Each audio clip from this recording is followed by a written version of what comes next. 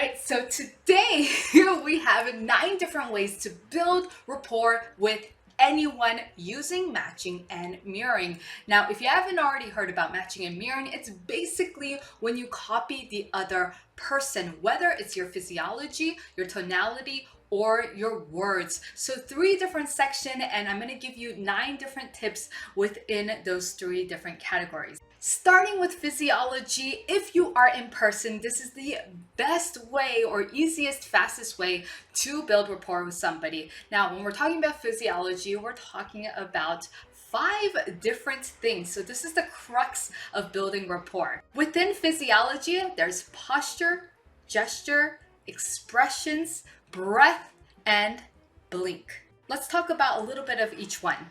Posture is very simple. If the person is slumped over, then you slump over. I used to do this when I was in middle school, where I used to have perfect posture. I mean, it was so good and I was so proud of myself. But I realized that my classmates, my peers, all slunched over. And I was the weirdo because I had perfect posture. So I went ahead and I slunched over. Terrible thing, terrible thing. But I became a inclusive social member because I was slouching over. Why is that? Because birds of a feather flock together. So when it comes to posture, you can simply see somebody. If they're bent over, you can bend over. If they're perfect posture, then you can be in perfect posture. Whatever that person's posture is, you can simply see that and then copy it. Gestures. When we're talking about gestures, oftentimes we're talking about hand gestures. And so if somebody says, "Whoa, that was amazing," then you might go say, "Whoa, was that amazing?" So you can go ahead and copy their hand gestures. If they like to use a lot of hand gestures and they're out here, then you can go ahead and do the same. If they're more reserved or they barely use their hands, oftentimes nuns, they will hold their hand like so. If you want to build rapport with a nun, instead of going out here, you would actually hold your hand gesture like such. Again, it's just noticing what the other person is doing and going ahead and mimicking that gesture. Expressions. All right, so you know that I have a lot of facial expressions, and I did a whole video on how to listen with facial expression. If you want to check that out, link below. But facial expressions is a huge component of the human physiology. We look at each other's faces, so it's fairly obvious. If somebody's super expressive with me because I'm an expressive person, I instantly feel like this person just gets me. They just understand what is happening. They understand all about me. But on the other hand, if my facial expression becomes more muted and lower, let's say I'm just not feeling good, I'm feeling down, and this is where I'm living at in terms of my expression. If you go ahead and do the similar facial expression, I feel like you're understanding where I'm coming from right now. But if you did the exact opposite and did the whoa crazy facial expression while I'm muted, now we're breaking rapport. Now I feel like you don't understand where I'm coming from. So just be mindful of the other person's facial expressions and then go ahead and match that energy, whether it's super loud, super animated, to very muted and very monotoned. Now we're headed into the advanced physiology of matching and mirroring, which is the breath and blink. Now, I say advanced because the first 3 is something that often beginners do, and it's a great place to start. The problem is, if somebody notices that you're matching and mirroring, and I've had this happen multiple times where I recognize that they're clearly matching and mirroring me, what happens then? You break rapport. People don't like it. People feel like you're being a slimy salesperson. It's that kind of energy that comes across. So in order to avoid that whole process of appearing weird and creepy, oftentimes the advanced level is breath work and blinking. People often don't notice if you're mirroring their breath. And the easiest way to do that is just notice how they're breathing, whether it's a deep breath and they're taking their time, Or if there's very, very quick and they're just in this exciting mood, it's that breath. You can simply look at them in their eyes, but on your peripheral, just make sure you notice their stomach area. Oftentimes they breathe from here.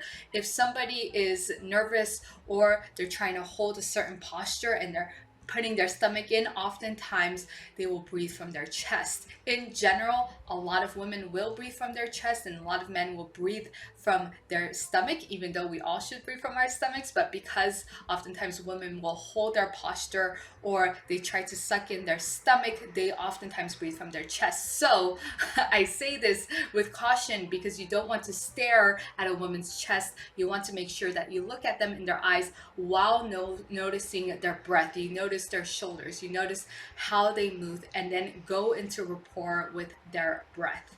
Blinking is pretty straightforward. When the other person blinks, you go ahead and blink. You want to do this consecutively for 10 seconds at least before the subconscious starts to pick it up and they feel like they're in rapport with you.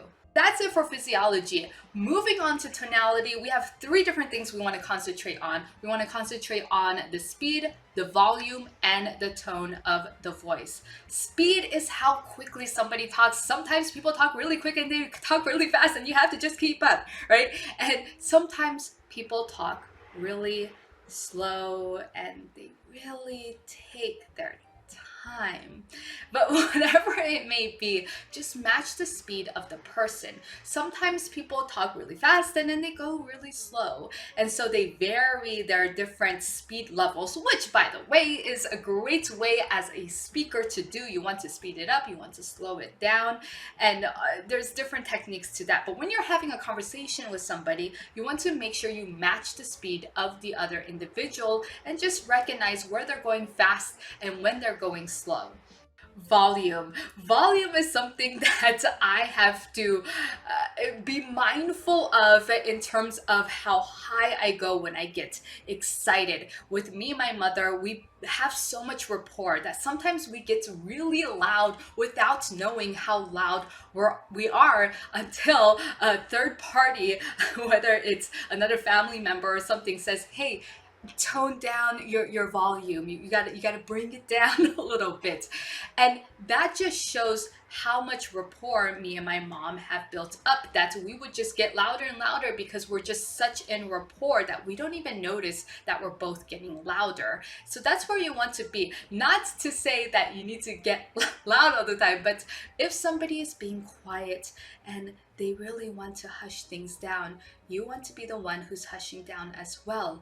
If you want to get really loud, then you want to be there right with them. It's the same thing for parenting. Oftentimes when you talk to your child and they have a low voice and they're just not sure about things, the parent oftentimes would go low with them and, hey, look, I understand that you're not sure of things right now. And so you want to be able to match and mirror that volume. Tone. I talk about tone a lot of the times. You could check out my video on how to speak like a leader.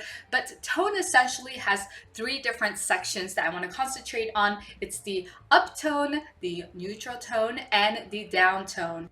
In general, uptone tonality is a rapport building tonality because oftentimes people speak in uptones. But that being said, a lot of people do speak in downtones depending on the situation. So you want to make sure that you're aware of where the tonality is and go ahead and match that tonality. Finally, but not least, it's the words. This is something a lot of salespeople or old school salespeople understand and know, and therapists and coaches understand and know. But when somebody says a specific word, whether they say awesome all the time, they're just the type of person who says it was so awesome and this was awesome, that was awesome. If you adopt the word awesome into your vocabulary, then that builds rapport. Or if they say a specific phrase and you repeat that phrase, that builds rapport. It's just like when somebody wants to feel listened to, and if you take that last portion of what they said in the sentence and regurgitate it to them, then they feel heard, they feel listened to, and they feel like rapport is being built. So it's just taking and listening to the words and the sentence structure that they say and adopt that same sentence structure. Right, crossover, matching, and mirroring. Crossover. So this one is super exciting if you already understand the basic concept of matching and mirroring. You've been doing it for a while, you've been doing it for years. I want you to experiment with crossover matching and mirroring. It's basically using one of the 9 things that I just already mentioned, but instead of matching and mirroring exactly, you do a different action at the same time. For example, if somebody blinks and I tap my arm, and every time that person blinks, I tap my arm.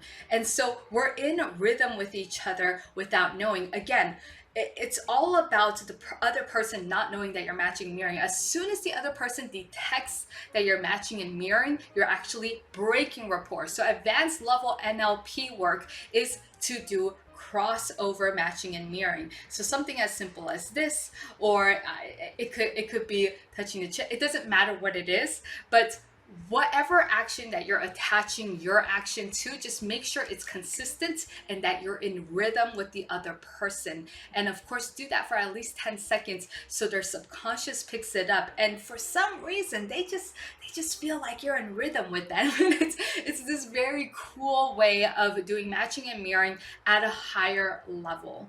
So those were the 9 different ways that you can build rapport with anyone at any point. If you found this helpful, then please click the like button, give me a thumbs up, and click the subscribe button so you can have more videos out like this. And comment below, let me know your favorites of the 9. What is the one thing that was your just absolute favorite of the 9 things I just shared? And I will see you on the next video.